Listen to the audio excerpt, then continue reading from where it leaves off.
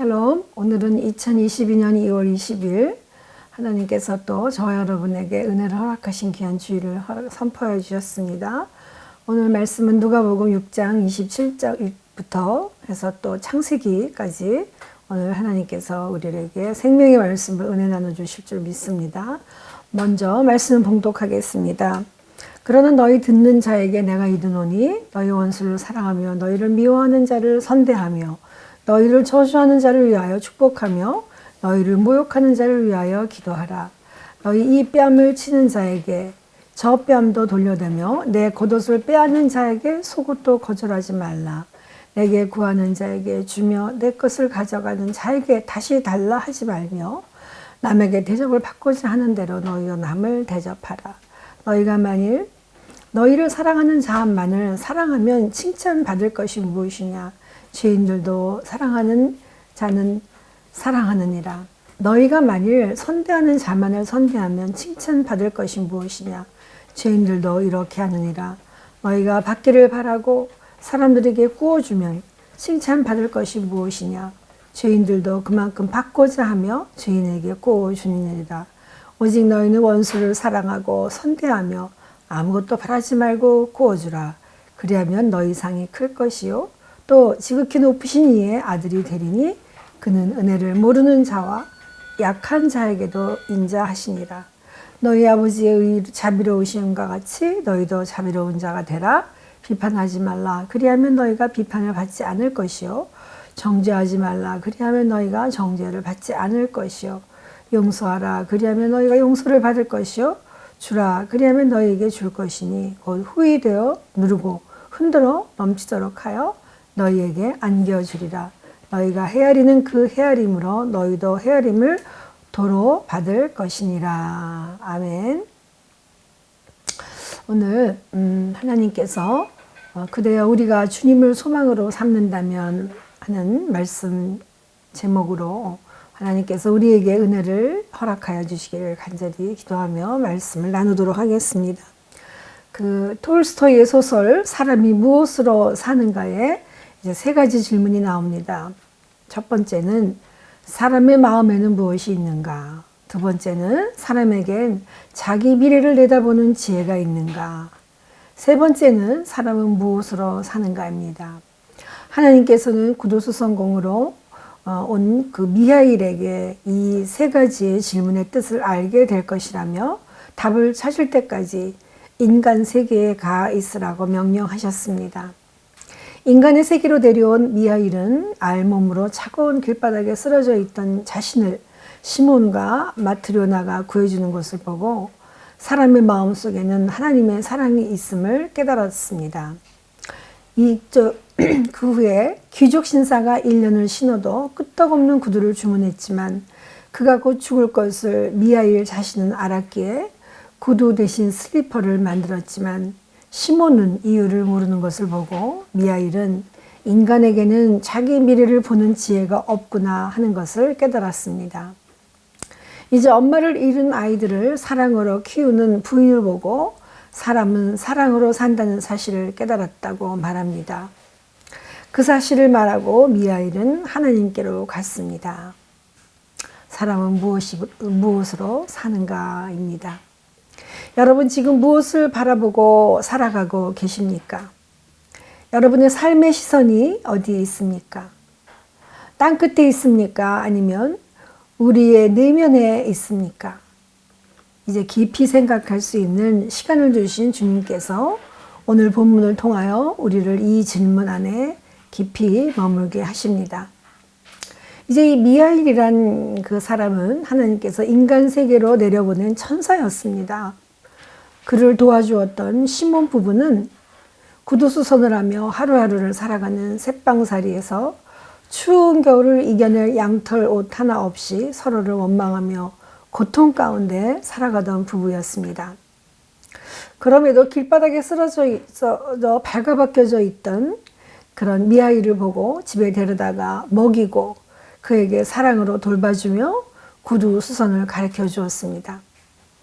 미하일은 지혜로워서 하나를 가르쳐주면 열을 깨달아 시몬의 집은 구두 주문으로 부자가 되기 시작합니다.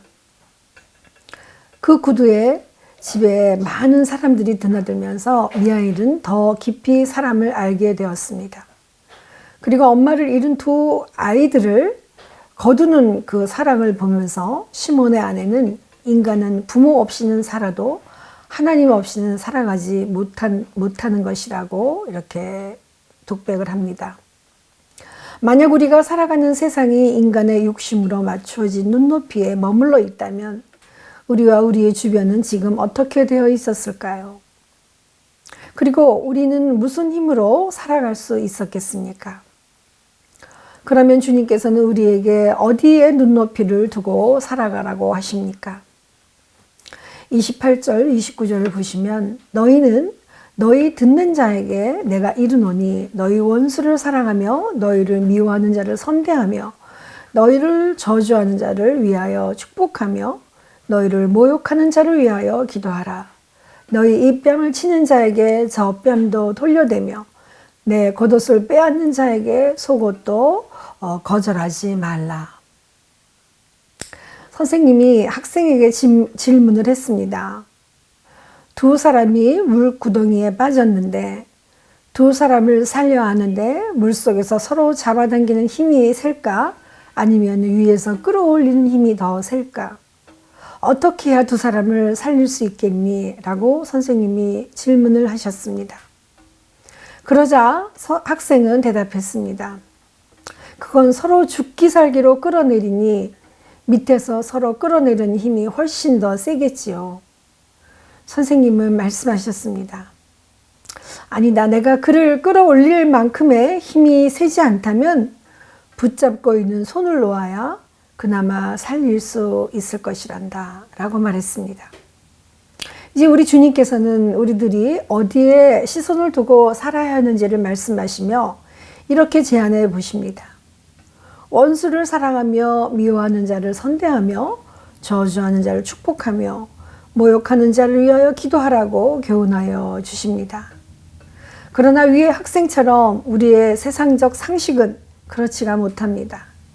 살아야 하기에 남의 것을 탐을 내고 먼저 먹기 위하여 욕심을 내서 빼앗아 와야 합니다. 왜 열심히 일한다고 하십니까? 이 땅 위에 서산을 거두고 그리고 내가 먹고 또 다른 사람들을 위하여 나누고 돌봐야 하기 때문이라고 우리는 말합니다. 그렇지만 살아가는 과정 속에 만난 고난과 불행 앞에 무서운 인생의 원수들이 서 있습니다. 그리고 그 원수들에게서 죽어가고 있는 사람이 그 원수를 선대하며 축복하며 그를 위하여 기도하기에 너무나도 많은 격차가 있습니다. 그래서 약자는 더욱 죽어갑니다. 그럼에도 주님께서는 우리가 살려고 움켜쥔 그 손을 놓아야 한다고 하시며 우리의 삶의 방향을 설정해 주십니다. 그러면 우리 하나님께서는 하나님의 형상을 입은 인간에게 삶의 품격을 이제 살펴주시기 위해 우리는 무엇으로 살아가야 하는지를 말씀하고 계십니다. 그것은 유한한 인간이 주님의 모습을 따라갈 수만 있다면 우리들의 삶의 품격이 달라질 것이기 때문입니다. 그렇지만 이 품격은 그저 주어지는 것이 아니라 자기 결정에 있습니다. 그리고 자기 결정은 자신과의 적절한 거리두기를 통해서 되어 갑니다. 그러나 이것은 욕심으로 꽉 차 있는 우리가 쉽게 다가갈 수 있는 방법이 아닙니다. 그래서 아마도 이것이 우리 스스로의 내면을 깎는 고통이기에 낯설음으로 다가올 것입니다. 29절에 너희의 이 뺨을 치는 자에게 저 뺨도 돌려대며 내 겉옷을 빼앗는 자에게 속옷도 거절하지 말라 해서 오른편을 친다는 것은 그 묘사는 얼굴을 손등으로 치는 아주 모욕적인 폭력을 의미하는 것입니다. 그리고 그런 식으로 때리는 의도에는 다른 사람의 인격을 무시하는 것입니다. 그래서 고대 사회에서는 한 번 자신의 얼굴을 때렸다는 이유로 살인을 하는 경우도 있었다고 합니다. 그러나 신학자 버튼은 주장을 합니다. 다른 뺨을 돌려대는 것은 이제 이 공격자가 당신을 한 인간으로 인정할 것을 명예롭게 정정당당한 행동을 하며 제대로 경쟁할 수 있는 존엄을 가진 존재로 여길 것을 요구하는 것이다. 그리고 이 도전은 명예를 부여한다고 했습니다. 사실 품격이 있는 삶은 자존심을 높이 세우고 자신의 모습을 드러내며 사는 것이 품위가 있다고 배웠습니다. 그렇지만 우리 주님께서는 우리의 자존심을 꺾으며 내면을 조절하는 낯설음을 선택하게 하십니다. 그리고 이것이 시편 37편 1절에 악을 행하는 자들 때문에 불평하지 말며 불의를 행하는 자들을 시기하지 말지어다 라는 말씀을 이루어가는 과정입니다. 이것이 진정한 악을 행하는 자들을 향한 우리의 품격인 것입니다. 또한 여기서 겉옷은 겉에 입는 옷을, 긴 옷을 말하는 것이고 속옷은 맨몸에 입는 것입니다. 유대 사회에서는 옷을 정당 잡힐 때에 자신 재산 목록인 그 겉옷을 준다고 했습니다. 그런데 자신의 전 재산인 이 겉옷뿐만이 아니라 속옷까지도 내어주는 더 멋진 선택을 하라는 것입니다. 그렇다면 우리는 이 낯설음에서 익숙함으로 우리의 내면이 변화될 수 있는 길을 발견할 수가 있습니다. 그것은 자신과의 그 바로 적절한 거리두기를 하는 그 소격화입니다. 소격화란 자신의 내면의 소리를 귀를 기울이는 그 말보다는 타인의 시선으로 자신을 더 낯설게 보는 것부터 시작되는 것입니다. 페테 비에리의 자기결정이란 책에서 자기 자신에 대한 낯설음이 익숙함으로 바꿔가는 과정을 잠을 깬다는 표현을 쓰고 있습니다. 영어에서 estrangement라는 말이 있습니다. 이것은 소격화한다는 의미입니다. 즉 낯설게 바라보는, 이상하게 바라보는 것을 의미하는 것인데 이를 통해서 분별 있는 자아상을 형성할 수 있다고 말하는 것입니다. 이것은 또한 이 과정을 거쳐서 셀프 이스템이 더 긍정적으로 강화가 될 것입니다. 결국 행복하고 존엄한 삶이란 내가 결정하는 삶에서 온다고 작가는 말하는 것입니다. 이 자기 결정이 낯설음에서 익숙함으로 들어설 때 우리는 이 낯설음을 창조의 공간으로 내어주는 것입니다. 16세기에 아이작 루리아라는 사람이 찜쯤 이론이라는 용어로 카발라 신비주의를 발전시켰습니다. 좀 어려운 말이지만 이 루리아니즘은 그 작가 루리아의 이름을 따서 말하고 있는데 이 신비주의는 샤오니즘, 그러니까 시오니즘에서 보는 메시아적 관점을 말한다고 할 수 있습니다. 즉 유대 사회의 시오니즘을 말하는 것입니다. 하나님이 자신이 스스로 몸을 움츠려 들어서 그 공간으로 새로운 것들을 창조해 내신다는 것입니다. 그 생겨난 배경은 역시 유대교 내의 메시아 운동입니다. 중세 이래로 유럽에서 고통을 당하던 유대인들이 고난과 함께 아파하시고 함께 고난당하시는 하나님을 고백하는 그 메시아 운동이라고 보면 좋을 것 같습니다. 홀로코스트도 역시 이 관점에서 보는 것입니다. 맞습니다. 우리의 내면은 적절한 소격화를 필요로 하고 있습니다. 지금 우리가 마치 거리두기로 이 코로나를 극복하려 하는 것처럼 말입니다. 소격화는 적절한 거리두기입니다. 그 창조의 공간 안에서 주님은 몸을 낮추시며 진정한 사랑을 보여주셨습니다. 그러므로 이렇게 말씀하고 계십니다. 35절에 오직 너희는 원수를 사랑하고 선대하며 아무것도 바라지 말고 꾸어주라. 그래야면 너희 상이 클 것이요 또 지극히 높으신 이의 아들이 되리니 그는 은혜를 모르는 자와 악한 자에게도 인자하시느니라. 아멘. 맞습니다. 구약의 요셉도 욥도 이 과정을 거쳤습니다. 특별히 유대인의 학살에 등장한 홀로코스트는 욥의 고난 가운데 말없이 죽어갔던 욥의 자녀들과 같다는 관점입니다. 욥의 자녀들은 침묵 가운데 창조의 공간을 보내야만 했습니다. 또한 노예로 팔려 감옥에 감금된 요셉도 침묵 가운데 하나님의 침묵 공간을 가진 것입니다. 철저한 자신과의 소극화이었습니다. 하나님과의 창조 공간에서의 만남은 주님의 낮아짐과 십자가 지심을 만날 수 있게 됩니다. 왜냐하면 하나님 자신이 스스로 몸을 움츠려 들이시고 그 공간으로 새로운 것을 창조하시기 때문입니다. 이 새로움은 바로 나를 박해하는 자, 나를 미워하며 저주하는 자를 용서하고 비판하지 않는 인간의 새로운 품격을 만들어내게 합니다. 즉 다른 사람들을 위한 진정한 이타적인 삶, 다른 사람을 향하여 다가서며 포용하는 주님의 사랑을 따르게 하는 것입니다. 우리는 마치 요셉처럼 이렇게 고백할 수 있을 것입니다. 요셉이 형들에게 이르되 내게로 가까이 오소서. 그들이 가까이 가니 이르되 나는 당신들의 아우 요셉이니 당신들이 애굽에 판 자라. 당신들이 나를 이곳에 팔았다고 해서 근심하지 마소서. 한탄하지 마소서. 하나님이 생명을 구원하시려고 나를 당신들보다 먼저 보내셨나이다. 아멘. 이제 요셉은 행악하는 자도 축복의 대상임을 고백하고 있습니다.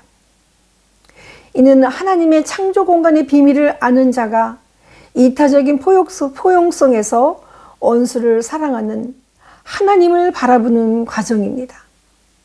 이럴 때 진정한 주님의 성품을 우리는 유업으로 받을 수 있습니다. 시편 37편 7절 9절에서 보면 여호와 앞에 잠잠하고 참고 기다리라. 자기 길이 형통하며 악한 꾀를 이루는 자 때문에 불평하지 말지어다. 분을 그치고 노를 버리며 불평하지 말라. 오히려 악을 만들 뿐이니라. 진실로 악을 행하는 자들은 끊어질 것이나 여호와를 소망하는 자들은 땅을 차지하리로다. 아멘.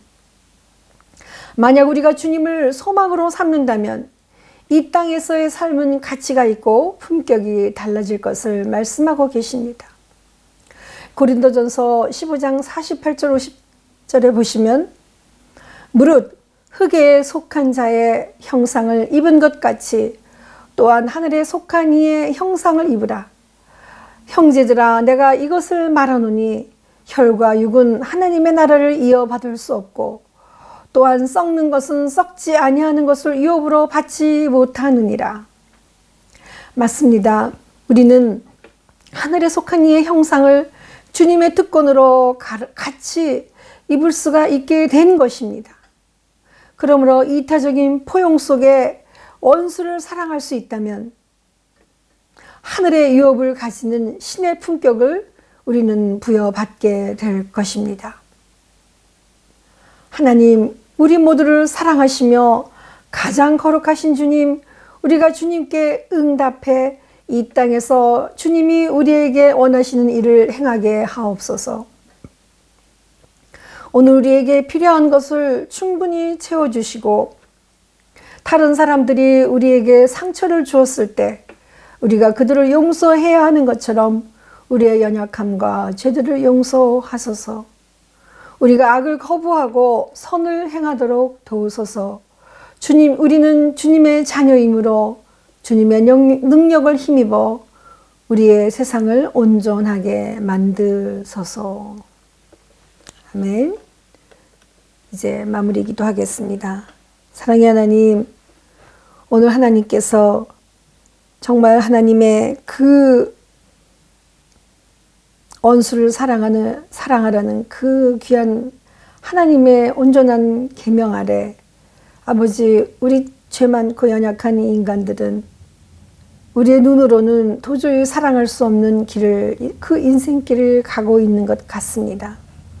그러나 오늘 주님께서는 우리에게, 우리가 만약 주님을 우리의 소망으로 삼기만 한다면 우리 주님께서 끝까지 우리를 도우시며 하나님께서는 우리의 철저한 그 주님을 향한 훈련과 우리의 철저한 타인을 향한 그 시선이 우리에게로 내면으로 들어와 주님을 찾는 그래서 사람이 진정으로 무엇으로 살아가야 하는가를 우리에게 알려주심을 감사합니다.